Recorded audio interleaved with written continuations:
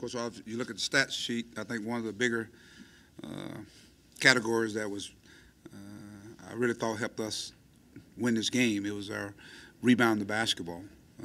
This is a team that beat us, I don't know, 15, some at their place, and they're one of the better rebounding teams in our league and in the country with all that size. But somehow we found the energy, we found the players that were really engaged in getting those rebounds. Because with defense, I thought our defense was good, but the ending part of defense is rebounding the basketball, and I thought we did a good job of that. We made some shots, and I thought that really ignited our defense even more so. But kudos to our team. If I had a game ball, it'll go to that bench. Those guys that came off the bench and played really, really well for us. Gabe, again, Darius Hall, he has 6 or 7 rebounds. Then, of course, C.J. Jones. I just had a feeling he's getting ready to break out, and we're going to need that as we continue this season.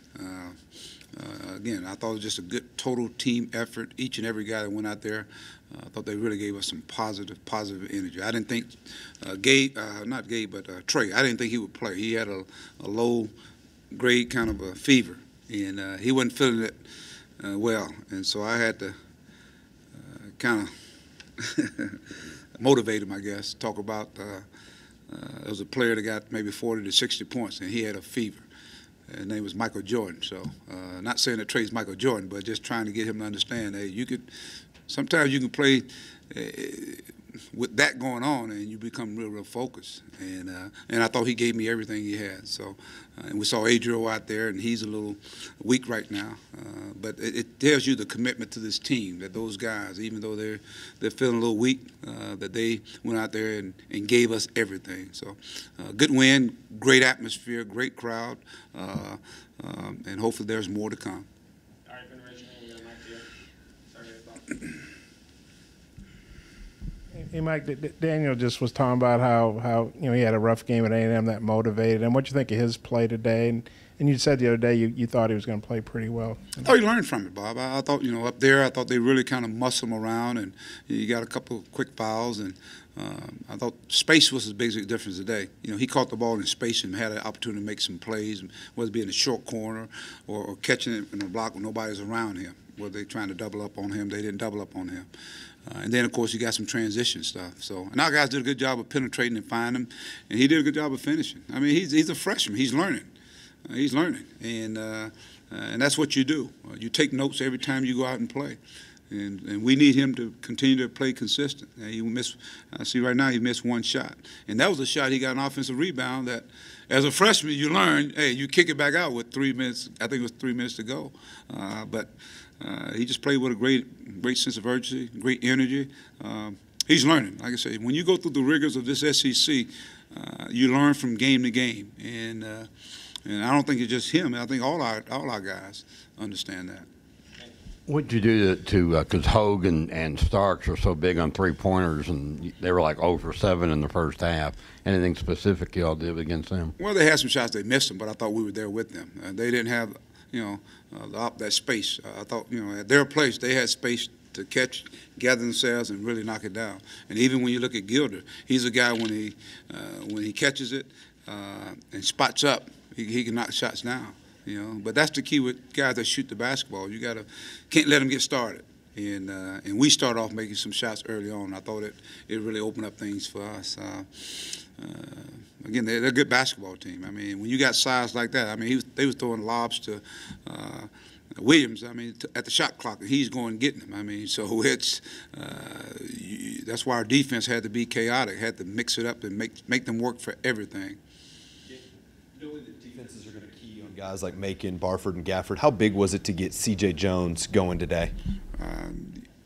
I think even if you go back, it starts with Daniel getting going, and now it opens it up. They went to a zone, and we got to have some other guys who can score. Anton knocked a couple of shots down early on, but having C.J., that's a big plus come off that bench. Our bench tonight was 28 points to the good. I mean, 28 points, they had 8 points. That's a win right there. And if you look at the final score, it might have been the difference in the game. And as we move on down, the last games going down the stretch, that bench is important. And I think our bench is it's really starting to come together. And having a guy like CJ come in and produce is big. Gabe, we saw Gabe go out there and give us some productivity. I thought that position today was really good. Dustin Thomas, I thought he came off and got us to a good start and played with a lot of energy. Played real physical, real aggressive. And one of the tail signs is we got 8. I think it's like 8 team rebounds. That means you got loose balls. That means we were really getting after it. I mean, we were getting second, third, and fourth and fifth effort, and we got to be that kind of a team. We're not going to be a team that's going to come down and just play half court and look pretty at doing it. At times we'll look okay, but we got to make sure that we keep the game in kind of a chaos. It's not chaos for us; it's chaos for everybody else. A&M is usually a pretty good defensive team. How were the guys able to make them look average today? Well, I don't know if they were average. I thought we made some shots, some tough shots. Barford made some tough shots, and obviously we know Macon is capable of doing it. But Barford made some stuff that that as an individual he made that. He had the space to do that. And every game is so different. We scored 66 points down there. So that tells you the defense is pretty good. And the day we made shots. We even got to the free throw line, then shoot a great percentage, but we got there to the free throw line. I thought we played well. I thought in this game here, fatigue was a factor. They were limited in their bench in terms of the guys they played. They had some guys play a lot of minutes, and I think that last 10 minutes, I thought we really, ramped up our defense intensity.